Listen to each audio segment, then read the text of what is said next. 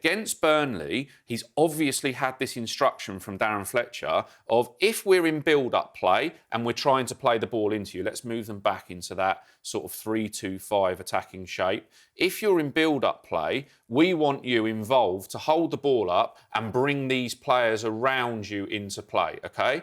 If then United get back up into a more attacking position, we don't want you here. So we don't want you on the edge of the box getting involved in play in that area. And that touch map shows that. What we want is big striker in penalty area. Right? And that was so obvious in the second half.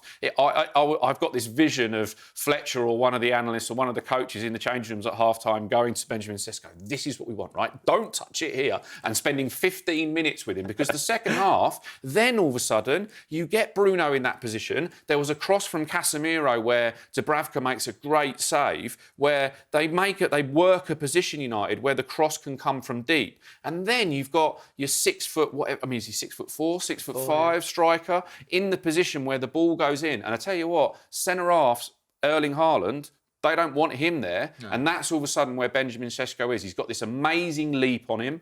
And, you know, his heading ability needs a bit of work. And, you know, if he could head it down powerfully like Haaland does, he's going to be able to get to those levels of headed goals as long as the crosses come in. So, you know, there's two things as a striker. Yes, we want you involved in link-up play, and we saw much more direct passes from Darren Fletcher's setup where the ball was being fired into him in that corridor. But then when we've got possession in this area, do what Haaland does, get in the box. And strikers, you know, they score 90% of their goals inside the area. And it was really great to see, you know, they paid a lot of money for him and take a bit of the pressure off him in what he's got to do in those areas.